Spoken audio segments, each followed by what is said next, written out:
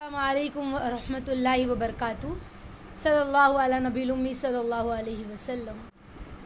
تو دیکھیں، اس سے پہلے ہم لوگوں نے پڑھا تھا کہ مٹی پر نور کس طرح غالب آتا ہے نا، کہ مٹی پر جب نور غالب آ جاتا ہے تو کیا ہوتا ہے نا۔ تو دیکھو ساتھیوں، کیوں کہتے ہیں کہ مٹی پر نور غالب ہو گیا؟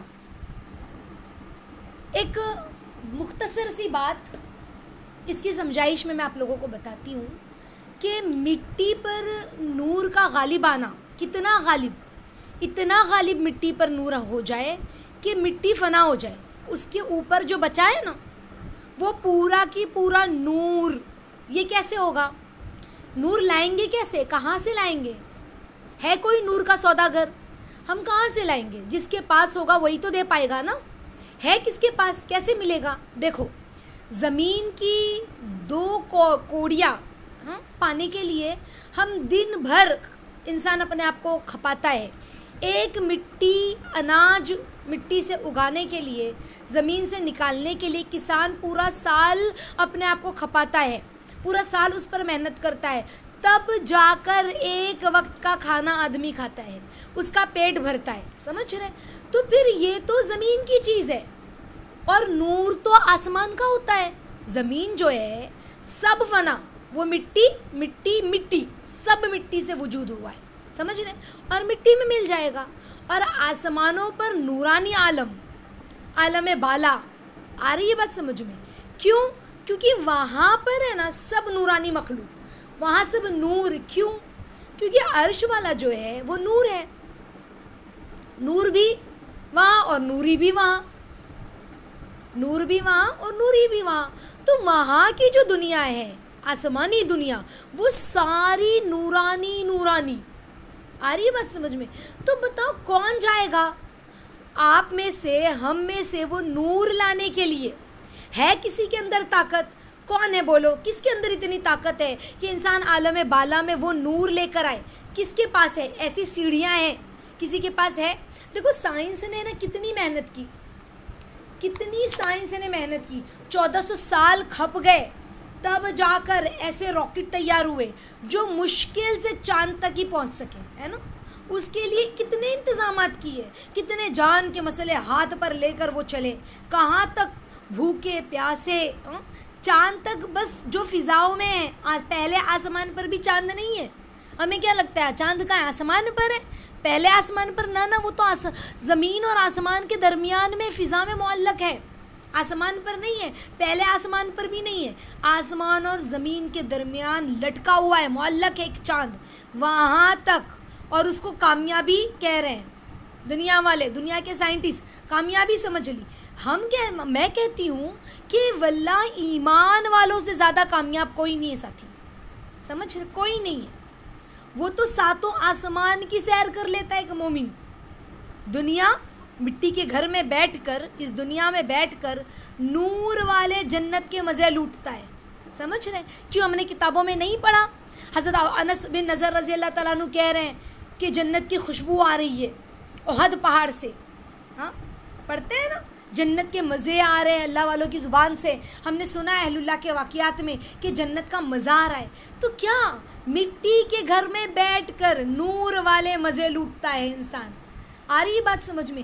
کس میں اتنی طاقت ہے کہ وہ جا کر نور لے کر آئے؟ نہیں ہے نا، ہم خود مٹی کے ہیں، کیسے پہنچیں گے وہاں تک؟ وہ تو فرشتے ہیں، تو وہ آتے جاتے ہیں نور لے کے، اور ہم کیا کریں گے؟ ہم کیسے جائیں گے؟ وہ تو نورانی فرشتے ہیں۔ یہاں تو سائنس کہتی ہے کہ یہاں سے جب بندہ چلتا ہے آسمان کی طرف تو آکسیجن اوپر ختم، اوپر جب انسان پہنچتا ہے کیا کہتے ہیں چاند پر، اور وہ کیا کہتے ہیں اسے اسپیس میں، تو وہ کھڑا نہیں ہو پاتا، لڑکڑاتا ہے، بلکہ پھدکتا ہے، چاند پر بھی صحیح سے کھڑا نہیں رہ سکتا۔ اللہ نے اجازت ہی نہیں دی ہے، لڑکھڑا رہے ہو تم، لڑکھڑاتے رہو، جسے ہم چاہیں گے ویسے ہی، کبھی یوں تو کبھی یوں، سمجھ رہے؟ سبحان اللہ العظیم۔ تو بتاؤ پھر چاند تک یہ حال ہے تو وہاں تک آسمانوں پر کیا ہوگا؟ عالم بالا پر کیا ہوگا؟ کس کی طاقت ہے؟ کون جا سکتا ہے؟ کون لا سکتا ہے؟ اللہ نے ہم سب پر کرم کر دیا ساتھیوں کہ لا الہ الا اللہ محمد رسول اللہ آسمان کا سب سے بڑا خزانہ ہے. یہ آئی بات سمجھ میں؟ جو کلمہ ہے، کلمہ طیبہ لا الہ الا اللہ محمد رسول اللہ، یہ آسمان کا سب سے بڑا خزانہ ہے، سب سے بڑا، جس میں دین اور دنیا اور آخرت سب چیزوں کو گھیرے میں لے لیا ہے. سارا اس کے اندر ضم ہے اس کلمے میں لا الہ الا اللہ محمد رسول اللہ. اللہ نے اپنا خزانے کو دنیا میں اپنے بندوں پر اللہ نے نچھاور کر دیا کہ لو اگر تم مومن ہو تو اس کلمے کو ہم لے لیں، اس کے نور کو اپنے اندر اتارتے چلے جائیں. اللہ کہہ رہے جتنا اس کلمے کو بندہ اپنے اندر اتارتا چلا جائے گا اتنا بندہ نورانی ہوتا چلا جائے گا. تو لا الہ الا اللہ جو ہے نا، جس کے دل میں اترتا چلا گیا نا، بس لا الہ الا اللہ جتنا اندر داخل ہوا سمجھو اتنا اس کو لا الہ الا اللہ کا نور اس کے اندر سمایا. محمد الرسول اللہ جسم میں اگر جوارے میں داخل ہو گیا نا، لا الہ الا اللہ محمد الرسول اللہ کا نور داخل ہو گیا نا، تو پھر جوارے کے اندر وہ داخل ہو گیا تو سمجھ لیں کہ محمد الرسول اللہ کا نور جو ہے جوارے میں داخل ہوتا چلا جائے گا. آئی بات سمجھ؟ یعنی وہاں کا خزانہ ہے نا بندے نے پا لیا اللہ رب العزت کی طرف کا آسمانی خزانہ، نورانی خزانہ. جیسے ہی وہ کلمہ لا الہ الا اللہ اس کے اندر داخل ہوتا چلا جائے گا، سمجھ لے وہ خزانہ پاتا چلا جائے گا. تو اب کیا ہوگا؟ اس نے خزانہ پایا، اس کو نور ملا، لیکن اس خزانے سے نفع کب اٹھائے گا بتاؤ؟ جب بندے نے اس خزانے میں جائے گا نا اور خزانے کو نکال کر لائے گا، تب تو اس سے فائدہ ہوگا، ورنہ کیا فائدہ؟ تو وہ جو نور ہے نا اس کے اندر آ کر، اس کے اندر وہ نور، اس کے اندر وہ استعداد پیدا ہوتی ہے، اس کے اندر داخل ہو کر خزانے کے اندر کے جو قیمتی جواہرات ہیں نا، جو قیمتی جواہرات ہے، ہیرے موتی ہے، اس کو نکال کر لائے. اس میں وہ استعداد اللہ پیدا کرتے ہیں. تو پھر ایسی نورانی آنکھیں بنے گی کہ اس میں لا الہ الا اللہ اتر گیا. تو پھر کیا ہوگا؟ وہ آنکھیں مٹی کی تو اس پر نور غالب یہاں تک کہ اس کی ذات ہستی ختم. تو پھر کیا ہوگا؟ پل پل نور غالب. تو کیا ہوگا؟ اب استعداد آئی ہے، اب اس کے اندر لینے کی کیپیسٹی آئی ہے، سمجھ رہے ہیں؟ تو اب تک تو صرف کلمے کو اندر لایا تھا ہم نے، لیکن جیسے ہی وہ خزانہ مزید اندر اترتا گیا، اس کلمے کا نور اندر سماتا گیا، تو اب تو خزانہ پا لیا. اب ہم نے خزانے میں اترنا ہے. اب لا الہ الا اللہ میں اتر جائیں ہم اور محمد رسول اللہ میں اتر جائیں، پھر اس کے اندر اور اس کی تہوں میں خزانہ لوٹ کر لے کے آئے. مثل سمندر خزانہ ہے اس کلمے میں، مثل سمندر. بلکہ یہ سمندر تو ہم کو سمجھانے کے لیے میرے ساتھیوں مثال ہے، اس کی کوئی نظیر نہیں ہے، اس کی کوئی مثال نہیں ہے، اس کی کوئی حیثیت نہیں ہے دنیا کے سمندروں کی. نہیں، وہ تو ہم چھوٹے سے فہم والے ہیں نا، ہماری جو کیپیسٹی ہے نا وہ چھوٹی سی ہے، ہم چھوٹے ہیں، ہم چھوٹی عقل والے ہیں، چھوٹے سے ہیں، چھوٹے ادراک والے ہیں نا. ورنہ اللہ کے یہاں تو ساتھیوں لا الہ الا اللہ میں کیا خزانے چھپے ہیں. سمندر کے سمندر، ساری دنیا اور مافیہ، ساری دنیا اور آخرت اس میں سما چکی ہے، سمجھ رہے ہیں؟ جنت کے سارے درجات اس میں سما چکے ہیں، آخرت کے سارے درجات اس کلمے میں لا الہ الا اللہ میں سما چکے ہیں، سارے کے سارے عالم اس میں سما چکے ہیں، ساری کی ساری کائنات اس میں سما چکی ہے. تو پھر بتاؤ وہ کیسا خزانہ ہے جس میں سب کچھ، اس کے اندر سب کچھ اتر چکا، سب کچھ اس کلمے کے اندر. اور پھر تب اس خزانے میں ہم جائیں اور نکال کر لائیں، ہے نا. تو یہ تو بہت آگے کی بات ہے ساتھیوں. یہ آئے گا کیسے؟ یہ نور لا الہ الا اللہ جو ہے نا، اللہ کا نور ہمارے اوپر دل میں محمد الرسول اللہ کا نور جوارے میں اترے گا. کیسے؟ کلمہ پہچاننا جو ہے نا، پہچاننا ہے. ایک مختصر سی بات میں آپ لوگوں کو بتاتی ہوں، پھر انشاءاللہ میں بات مکمل کرتی ہوں، وقت زیادہ نہیں ہے. مختصر یہ کہ ہم نے کلمہ لا الہ الا اللہ محمد رسول اللہ، یہ دونوں درمیان میں کوئی چیز نظر نہیں آ رہی ہے. یہ دونوں جو کلمات ہیں نا، لا الہ الا اللہ محمد رسول اللہ، جس نے اس کلمے کو ملایا نا تو نظر آ رہا ہے بیچ میں کچھ دکھ رہا ہے؟ نہیں نا، نہیں دکھ رہا. حب ہے، حب. اس کلمے کے بیچ میں کچھ نہیں نظر. لا الہ الا اللہ محمد رسول اللہ، نہیں کوئی معبود سوائے اللہ کے، محمد رسول اللہ اللہ کے بندے ہیں، ہے نا. تو اس کے بیچ میں کیا ہے؟ حب ہے، حب. شدید محبت، شدید محبت کس کی؟ اللہ اور اس کے حبیب کی، جس نے خالق کے نام کے ساتھ مخلوق کا نام جوڑ دیا ہے. میری ساری مخلوق تجھ پر قربان اے میرے حبیب، تجھ سے پیار جو اتنا کیا، تیرا نام اپنے نام کے ساتھ جوڑ دیا، تجھ پر سب کچھ قربان اے میرے حبیب. آئی بات سمجھ میں؟ وہ شدید محبت ہے ساتھیوں، اللہ کی اس کے رسول کے ساتھ اور رسول اللہ کی اس کے رب کے ساتھ، جس کی وجہ سے یہ دونوں کلمات ہیں نا ایک ہو گئے، لا الہ الا اللہ محمد الرسول اللہ. تو پتہ کیا چلا؟ ہم نے لا الہ الا اللہ کو الگ سمجھا اور محمد رسول اللہ کو الگ سمجھا، اللہ کی محبت کو الگ سمجھا اور محمد رسول اللہ کی محبت کو الگ سمجھا. نہ، یہ کلمہ ایک ہے. قیامت تک کے آنے والی مخلوق میرے نام کے ساتھ تیرا نام لیا جائے گا. سن لو، قیامت تک آنے والی مخلوق. تو میرا ذکر کر پورا نہ ہوگا جب تک کہ میرے حبیب کا ذکر نہ ہو. تو پتہ کیا چلا؟ لا الہ الا اللہ محمد الرسول اللہ. یہ دونوں محبت میں برابر. کیوں؟ کیونکہ یہ دونوں کلمات کو جب جوڑا تو حب، شدید محبت نے، سمجھ رہے ہیں؟ تو دونوں محبتیں الگ نہیں ہیں. ہاں درجہ الگ ہے، وہ رب ہے، یہ عبد ہے. اللہ اللہ ہے، محمد رسول اللہ عبد ہے. اسی لیے نام الگ ہے، کیونکہ مقامات الگ ہے، اسی لیے نام الگ ہے. وہ اللہ ہے، خالق ہے، اور محمد رسول اللہ مخلوق ہے. آئی بات سمجھ؟ تو وہ رب ہے اور محمد رسول اللہ مخلوق ہے، اسی لیے اس کا نام اللہ ہے اور اس کا نام محمد ہے صلی اللہ علیہ وسلم. اللہ نام نہیں رکھ سکتا کوئی، سمجھ رہے ہیں؟ محمد نام رکھ سکتا ہے، اللہ نہیں رکھ سکتا. تو پتہ چلا کہ درجہ اور مقامات میں فرق ہے. تو جس کی وجہ سے نام جدا ہے، سمجھ رہے ہیں، مگر محبت جدا نہیں ہے. اللہ نام نہیں رکھ سکتے نا، محمد نام رکھ سکتے ہیں، اللہ نہیں رکھ سکتے. تو کیا پتہ چلا؟ درجہ اور مقامات میں فرق، سمجھ رہے ہیں؟ جس کی وجہ سے نام جدا ہے، مگر محبت جو ہے نا وہ جدا نہیں ہے، وہ محبت ہی ہے جس کی وجہ سے دونوں کلمے کو ایک کر دیا گیا، ملا دیا گیا.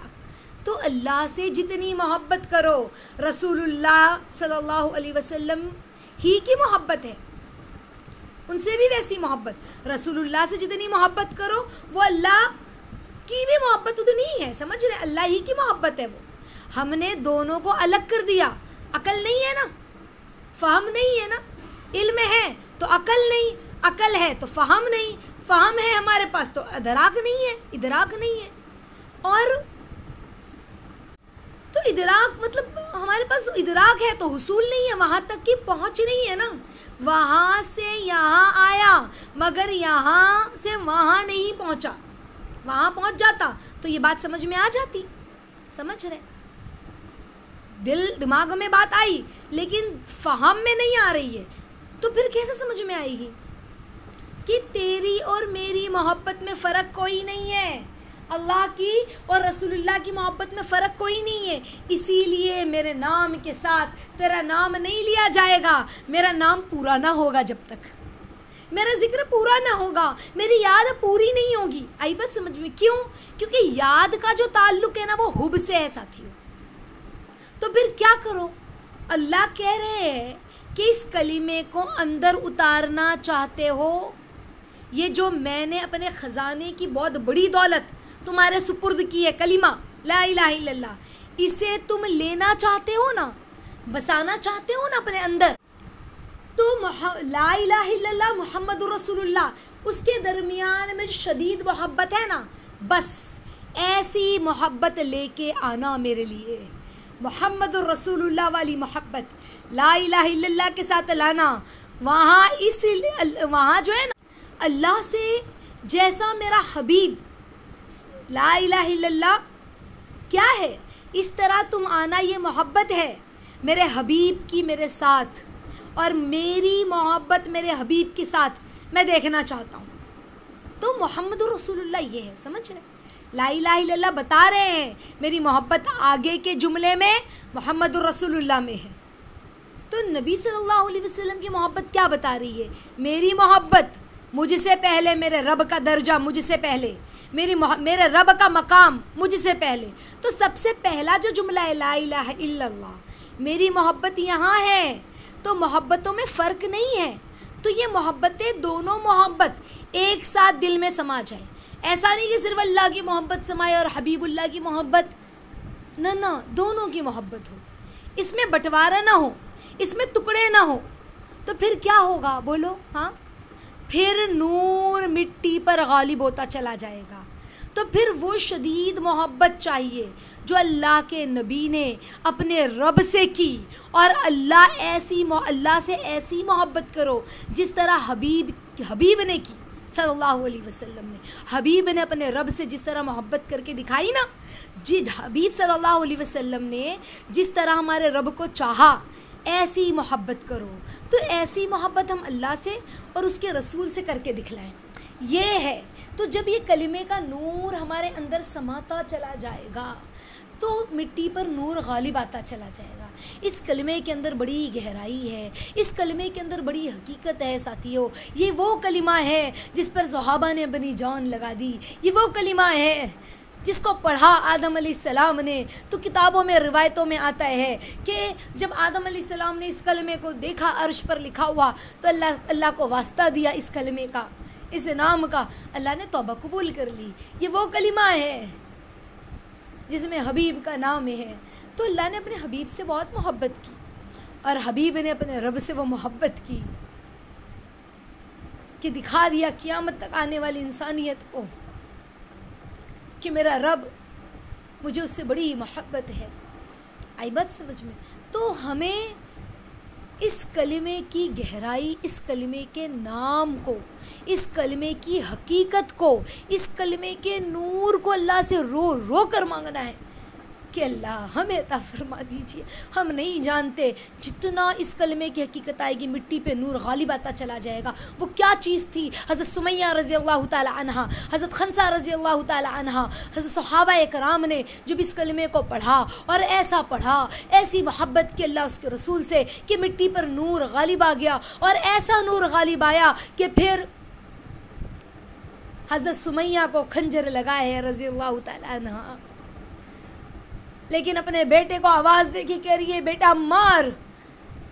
اپنی ماں کی تکلیف کو دیکھ کے میرے نبی کا ساتھ نہیں چھوڑنا. وہ تکلیف نہیں لگ رہی ہے. وہ کیا چیز تھی؟ حضرت بلال کے پاس مار کھا رہے ہیں، تپتی ریت میں گھسیٹا جا رہا ہے رات بھر مار کھانے کے بعد، اور زخم کو جو ہے رات بھر زخمی کیا، ہنٹر سے مارا، کوڑے سے مارا. اس کے بعد تپتی ریت میں اس زخم کو تڑپا رہے ہیں، اس زخم کو تپا رہے ہیں، ان کو جلا رہے ہیں، اور کہہ رہے احد اللہ ایک ہے. وہ نور تھا جو مٹی پر غالب آ گیا تھا ان کی. آئی بات سمجھ میں؟ انہوں نے اس کلمے کی حقیقت کو سمجھ لیا تھا، یہ کلمہ اندر اتر گیا تھا.